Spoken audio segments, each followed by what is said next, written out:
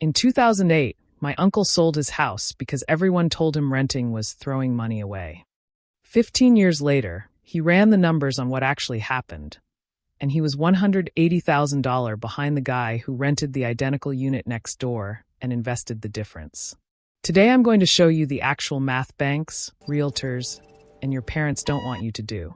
Not opinions, not vibes. A real spreadsheet, real numbers, and by the end of this video you'll know, for your situation, which one actually wins. Stick around, because the answer at minute 11 is going to surprise you. Here's the problem. Almost every rent versus buy calculator online is broken. They compare a mortgage payment to a rent check like it's a fair fight. It's not. A mortgage payment isn't just housing cost. Part of it is forced savings, because you're building equity.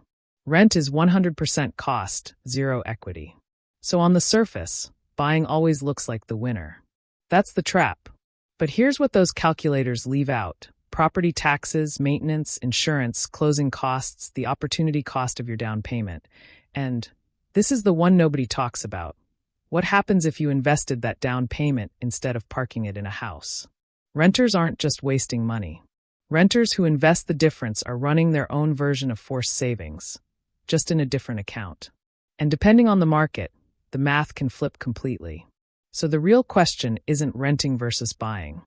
It's, where does your money grow faster, in home equity or in the stock market, after you account for every single cost on both sides? That's what we're solving today. Let's build the real model. Quick disclaimer before we go further. I'm not telling you to rent forever, and I'm not a real estate agent trying to sell you a house. I'm a numbers person. So let's actually open the calculator. There's a simple rule real estate analysts use, the 5% rule. Take the home's price and multiply by 5%. That's your rough annual cost of ownership, split three ways. 1% for maintenance, 1% for property tax, and 3% for the opportunity cost of your down payment. Divide that number by 12, and you get a monthly true cost of owning. If your rent for an equivalent home is lower than that number, renting is mathematically cheaper right now. Even before we talk about the stock market. Let's make this real. $400,000 house, 20% down. That's $80,000 out of pocket. Mortgage at today's rates on the remaining $320,000.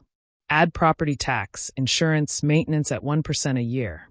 That's $4,000 annually just to keep the house standing, before a single mortgage payment. Now the rental version. Same neighborhood, same size unit, renting for $2,200 a month. That $80,000 down payment? Instead of sitting in a house, it goes into an index fund. Historically, that market has returned roughly 7% a year after inflation. After 10 years, here's what happens to both piles of money. But, and this is critical, this math is not fixed. Three variables can flip the entire outcome. How long you stay. Buying has huge upfront costs. Closing costs alone can eat 2 to 5% of the home price. If you sell in 2 years, you basically lit that money on fire. The break-even point for most markets is 5 to 7 years. Rent growth versus mortgage lock-in.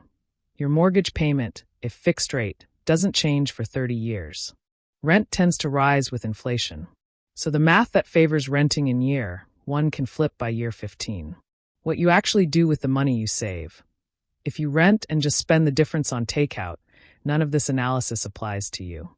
The entire renting advantage is conditional on actually investing the gap. Now, I know what some of you are thinking. This only works if the stock market keeps performing. Fair. So let's stress test this with the worst decade example in modern history. 2000 to 2010, the so-called lost decade. Even during the lost decade, when the market was flat for 10 years, renting and investing still roughly broke even with buying. It didn't win big, but it didn't collapse either. Because remember, the home buyer also wasn't earning great returns on their equity during a housing crash. 2008 hit both sides. The truth nobody wants to hear. There is no universal winner. There's only your math with your timeline, your local rent-to-price ratio, and your discipline with the difference. So here's how you actually calculate this for your own situation in under 5 minutes. And remember that $180,000 number from the start of the video? Here's exactly where that came from. 3 questions, answer them honestly, and you'll know your answer. Will I stay put for at least 5 years? If no, renting almost always wins. The math on closing costs alone makes buying a bad bet for short stays. What's my local price to rent ratio? Take the home price, divide by annual rent. Under 15? Buying tends to make sense. Over 20? Renting tends to make sense. In between? It's close. Run your own numbers. Will I actually invest the difference, or will it disappear into lifestyle creep? Be brutally honest.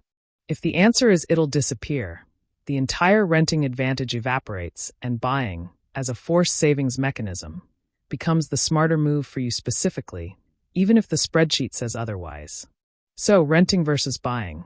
There's no universal right answer, and anyone who tells you there is selling you something, a house or a lifestyle. What there is a right answer for your 5-year plan, your local market, and your actual spending discipline. If you want the exact spreadsheet I used in this video, free, no email required, it's linked in the description. Plug in your numbers and get your personal break-even point in about 3 minutes. If this saved you from a decision you were about to make on vibes alone, that's exactly why I make these videos. Hit subscribe, because next week I'm breaking down the mortgage math nobody explains. Why a 15-year loan can save you 6 figures over a 30-year one, and when it actually can't. And if you've already run these numbers for your own life, drop your price to rent ratio in the comments. I read every one, and I want to see what you're working with. See you in the next one.